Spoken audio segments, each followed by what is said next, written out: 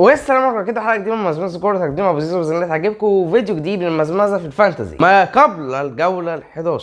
طبعا الجوله اللي فاتت شهدت تالق ايرلينج هالاند في ديربي مانشستر بعد ما جاب جونين وصنع جون، وكمان تالق الظاهره موبومو اللي انهى اخر جولتين بدبل ديجيت. الجوله اللي فاتت جاب 13 نقطه ضد تشيلسي، والجوله اللي قبلها جاب 14 نقطه. كنت لسه شايف بوست كده على الفيسبوك تقريبا اكتر بوست بيعبر عن الظاهره موبومو، يقول لك انك تلعبه اساسي هيخزوقك، تحطه على الدكه هيخزوقك، تبيعه هيخزوقك، تشتريه برضه هيخزوقك. فهو حرفيا لعيب كده انت ما تفهملوش اي حاجه، يعني ما تعرفش، يعني ممكن تلاقي مثلا بتاع 3-4 جولات زي ما عمل قبل الجولتين دول كان بلانك، وفجاه لما ينفجر وماتش مثلا زي تشيلسي تحطه على الدكه عندك تلاقيه ينفجر اكتر. ما تعرفش، عشان كده انا مش برشحه، مش عارف انت تجيبه ولا ما تجيبوش، خصوصا كمان الماتشات اللي جايه ماتشات جلسه شويه، بس برضه خلي بالك عشان ممكن يخزوقك. دلوقتي كنت حابب مثلا نبقى كده ونجيب كده جدول الماتشات الجايه، واقول لك مثلا ان ارسنال ماتشاته من بعد الجوله الجايه هتبقى ماتشاته كويسه جدا.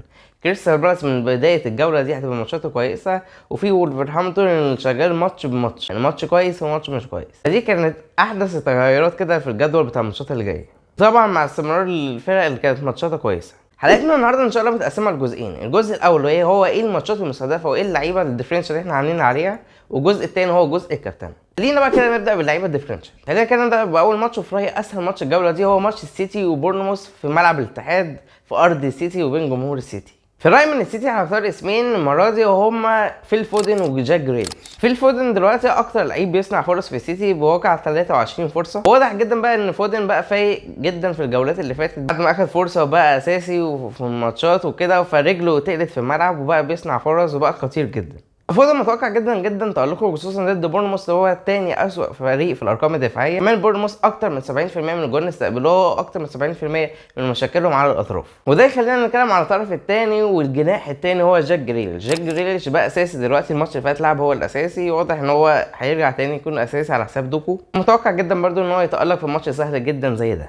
تاني ماتش هنتكلم عليه هو ماتش ليفربول ضد لوتون. صحيح الماتش ده خارج ارض ليفربول، بس ما زال ان هو هيلعب لوتون، فماتش ان شاء الله يكون سهل للعيبه ليفربول. من ليفربول هختار اسمين، هو سبوزولاي وتسيمكا. سبوزولاي طبعا اللي صنع جولين الماتش اللي فات، وصنع 4 اسيستات في الفانتازي وجاب جون. فشايف لو انت مثلا عايز تبيع لويس دياز وكان عندك وعايز تجيب لعيب تاني من ليفربول، شوف لعيب من خط الوسط، فشايف ان سبوزولاي كمان بسعره فمناسب جدا. وطبعا بعيد عن خطر الروتيشن مش زي جوتا. وتسيمكا طبعا ان احنا قلنا عليه طبعا في الفيديوهات اللي فاتت ان هو اللعيب اللي دلوقتي بيلعب كمان كورنرات، واللعيب اللي بيلعب مكان روبرتسون عشان روبرتسون لسه جابه طويل شويه. ديابيل اللي رجع يتألق تاني، والماتش اللي فات جاب جون وعمل اسيست، والماتشات اللي جايه سهله فمتوقع جدا ان هو يتألق. بسعره برده لسه ما جالاش قوي، يعني تقريبا اقل ب7 مليون بشويه. لعيب تاني كده من استون فيلا تحت الانظار هو ليون بايلي في اخر 3 ماتشات جاب جونين وصنع 3 اسيستات. كل ده وهو كان احتياطي، فواضح جدا ان هو بيتألق بعد ما هو بينزل ان هو على الدكه، خصوصا ان بيلعب اساس عليه هو زانيولو ما اتألقش في الماتشات اللي فاتت. ممكن جدا ان اوناي امري يلعب بايلي الاساسي الماتش اللي جاي.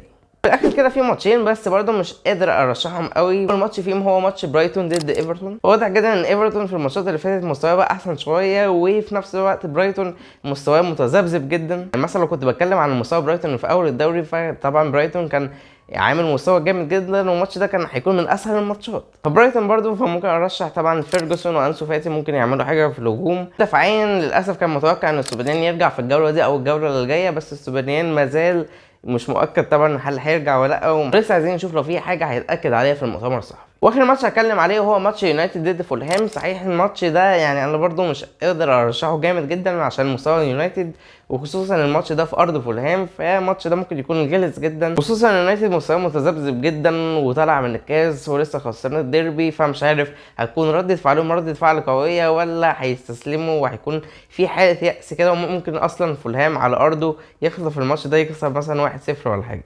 وصحيح قبل ما انسى، بس عشان كنت قلت لكم ان كريستال بالاس ماتشاتها هتكون كويسه. كريستال بالاس مثلا لو هنتكلم هجوميا فهم هجوميا عندهم عقم غريب، ومفيش لعيب تقدر تعتمد عليه. اما دفاعيا فمثلا عندهم بقى اندرسون تاني اكتر مدافع جايب نقط في اللعبه. اندرسون بعد التدريب 5 نقط بس. اندرسون في الجولات اللي فاتت جاب جونين وعمل اسيس، وكان عنده 4 كلين شيت، وكمان حصل على 9 نقط كبونص. اندرسون طبعا سعره تقريبا حوالي 5 مليون، بس بعده لو انت عايز تشوف لعيب ارخص شويه ففي مارك جيه المدافع اللي سعره تقريبا 4.5 مليون. اللعيب يعني مع الجدول الكويس ده عنده نزعه هجوميه شويه، وكمان لعيب من اللعيبه اللي هي ممكن تاخد بونص. اما بقى بالنسبه لماتشات وولفرهامبتون ممكن تكون يعني شغالين ماتش وماتش. فولفرهامبتون بعد اصابه بيدرو نيتو اللي صنع 7 اسيستات وشارك باكتر تقريبا من 65% من جوان وولفرهامبتون، فمفيش لعيب يعني ممكن يكون زيه. ممكن نقول مثلا اسامي ديفرنشال، بس برضو يعني ما اظنش حد هيخاطر وهيجيب منها.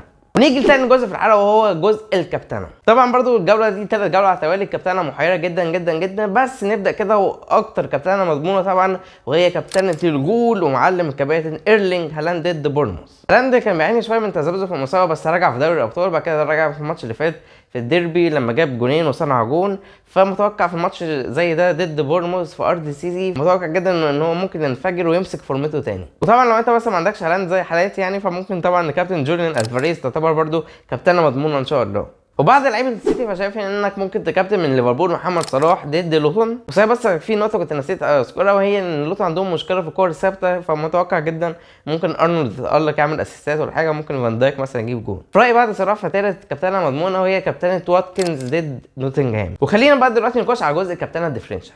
في الماتشات اللي فاتت كنت بتجنب اي ديربي او اي ماتش قوي، ومثلا ما كنتش براش اي كابتن فيه. بس مثلا شفنا قبل كده سون ضد ارسنال قبل كده لما جاب جونين، وشفنا هالاند عمل ايه في الماتش اللي فات. الماتشات الديربيات دي لو في فرقه مثلا واضح ان مستواها اعلى من فرقه تانية، او في فرقه واضح انها فايقه جدا هجوميا، فليه لا انك تكابتن لعيب منهم وتكون كابتنه ديفرنشال ممكن جدا ان هو يتالق. فالجوله دي طبعا فيها ديربي شمال لندن توتنهام ضد تشيلسي، فممكن جدا جدا ان سون يتالق الجوله دي. وكابتنات الديفرنشال الثانيه ممكن مثلا انك تكابتن فودن او تكابتن مثلا نونيز. في رايي اخر كابتن ديفرنشال انك تكابتن مثلا ديابي برضه ضد نوتنجهام. وبالنسبه للعيبه اليونايتد فانا مش عارف هل ارشح منهم لعيبه ولا لا، عشان مثلا معظم الناس هتركز مع هالاند وصلاح وواتكنز، فممكن تكابتن من يونايتد مثلا برونو فرنانديز ولا حاجه، ده لو يونايتد هيعمل حاجه ضد فولهام يعني.